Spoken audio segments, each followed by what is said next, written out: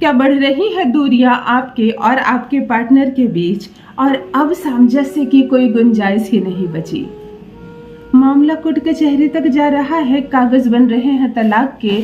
आखिरी उम्मीद का दिया भी जब बुझने लगे, तब मेरी बहनों। आज मैं ऐसे शब्द क्यों बोल रही हूँ? मुझे 3 ऐसे मैसेजेस 1 माह के अंदर आए हैं कि दीदी हमारे तलाक के पेपर तक बन गए हैं। क्या कोई गुंजाइश है? क्या कोई उपाय है कि मेरा पति मुझे माफ कर दे, मुझसे प्रेम करने लगे, मुझसे अगर कोई गलती हो गई हो तो उसे भूल जाए और इस रिश्ते को फिर से एक मौका दे। देखो, तलाक के पेपर तक बन जाते हैं तो ये वही नारी है, ये लड़की है, ये औरत है, इसीलिए आज भी इस रिश्ते को सुधारना चाहती है। तो तुम्हें भी चाहिए कि एक मौका दें।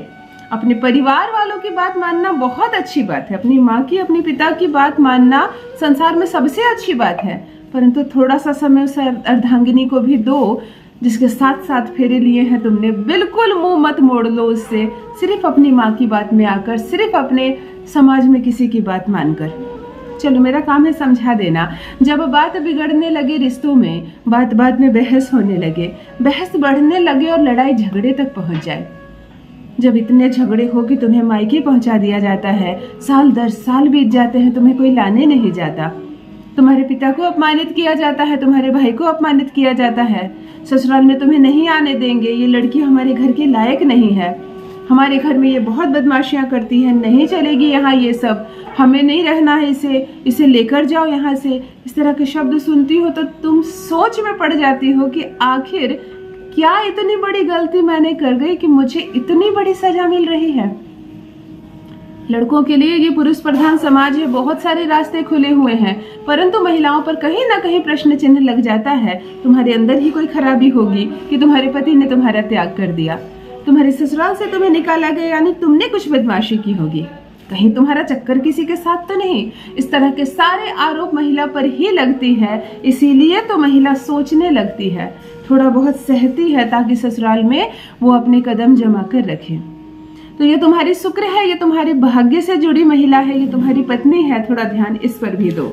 आज मैं बात करने जा रही हूँ जब रिश्ता अंतिम सांस ले रहा हो, बिल्कुल टूटने की कगार पर आ गया हो, तलाक के पेपर बन रहे हो, मामला कोर्ट कचहरी तक भी चला गया हो, तो भी मेरी बहनों, यदि आप यह प्रयोग एक बार करती हैं तो सामने वाले की बुद्धि फिर जाएगी, सामने वाले का दिमाग फिर जाएगा, वो अपने परिवार के विरुद्ध जाकर इस रिश्ते को फिर से एक मौका देगा, फिर से वो तुम्हारा हाथ पकड़ेगा, फिर से वो तुमसे प्रेम करेगा।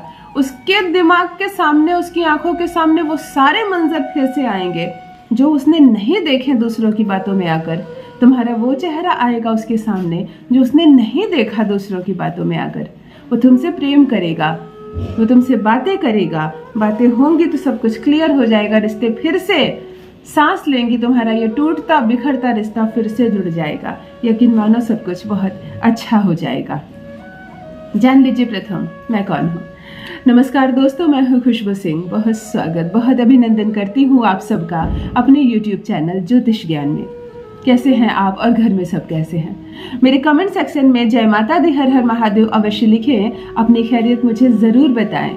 पढ़ती हूँ हाथ की रेखाएं, पढ़ती हूँ जन्म कुंडली, और आप कुछ ना कहें तो आपका चेहरा भी पढ़ लेती हूँ।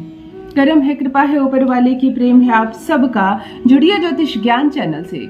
जो भी नए भाई बहन चैनल पर पहली बार आए हो, मेरे वीडियो को पहली बार देख रहे हो, मुझसे प्रथम बार मिल रहे हो, चैनल को सब्सक्राइब करें, इस परिवार का हिस्सा बनिए। दिल नहीं टूटने दूंगी, एक भी घर नहीं टूटने दूंगी। क्यों ना तलाक के पेपर बना लिया हो उसने, खुद फाड़ कर फेंकेगा, खुद तुम्हारा हाथ थामेगा, और ये सफर बहुत सुंदर रहेगा, बहुत दूर तक रहेगा। आज 2 उपाय बताने जा रही हूँ, एक ही साथ कोई भी कर लेना, पहला कर लेना, दूसरा कर लेना, तलाक की नौबत नहीं आएगी, टूटता रिश्ता फिर से जुड़ जाएगा, और सब कुछ कैसे अच्छा हो जाएगा रातों रात, तुम हैरान रह जाओगी। दोनों उपाय शनिवार की रात्रि को करनी है।